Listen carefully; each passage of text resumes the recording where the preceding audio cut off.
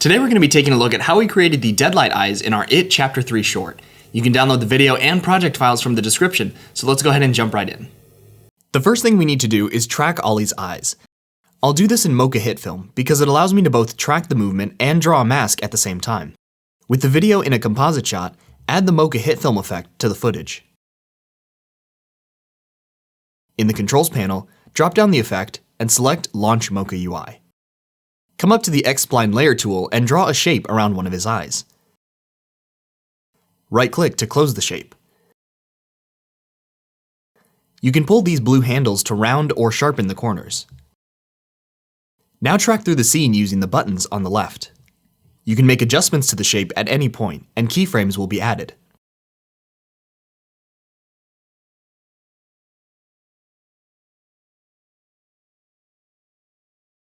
Once that's done, do the same for the other eye.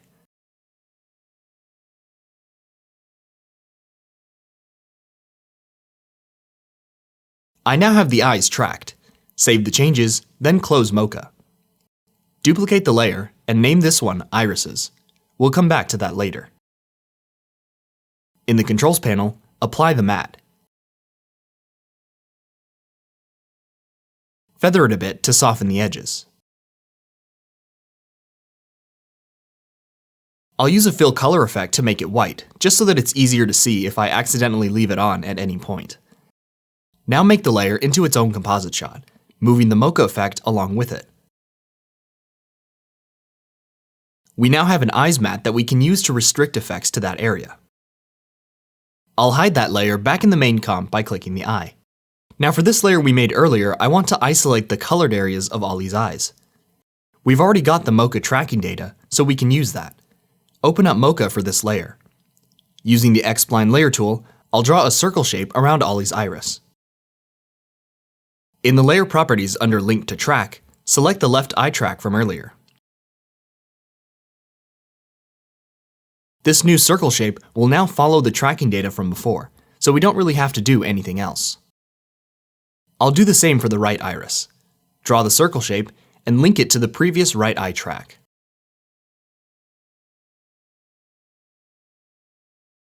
Turn off the visibility for the actual eye shapes themselves, otherwise they'll show up in the matte. Save Mocha and close it. Once again, apply the matte from the controls. I'll duplicate this layer and remove Mocha so that we have the original footage again.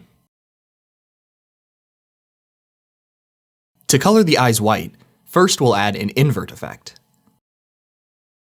Then to remove the blue tint, I'll add a hue, saturation, and lightness effect and drop the master saturation all the way down. We don't want them to be pure white because that wouldn't look natural. Add a hue colorize effect. Increase the saturation, then choose a hue that matches the whites of your actor's eyes. To make the black areas transparent, add a demult effect. Now we'll add a regular blur effect. Set this to what looks good to you.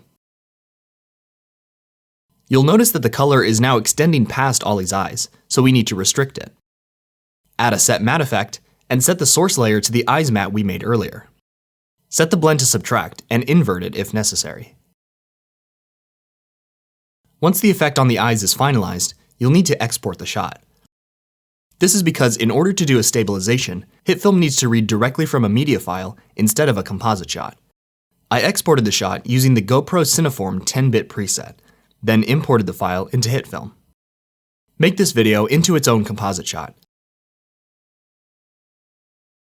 Select the layer and come up to the Controls panel. Next to Tracks, click the plus icon. Change the type to double points. Position the two tracking areas over each of Ollie's eyes. For a more in-depth tutorial on motion tracking, see the card on screen. Motion track the shot backwards and forwards. Once done, position the anchor point of the first tracking window between his eyes. This is where the stabilization will be applied. In the track window, change the purpose to stabilize. Leave X and Y position checked and hit apply. Come back to the viewer panel to see the result. The edges of the layer will probably be visible at certain points. To fix this, we'll manually reposition the frame. Increase the scale of the video and activate keyframes for position. Go through your timeline, and at any point the edges are visible, move the video to be in the right place. I used several effects on a new grade layer to increase the distortion. A zoom blur was added, with the center set to Ollie's face. I manually keyframed a lens distort effect to give the image that pulsing feel. A flicker effect automated changes in light throughout the shot, and a jitter effect created the stutter. The jitter effect allows you to control how randomized and chaotic the playback appears. That's all for today. If you missed our last video on creating the title sequence, you can find that here. Let us know if you have any questions, and we'll see you all in the next video.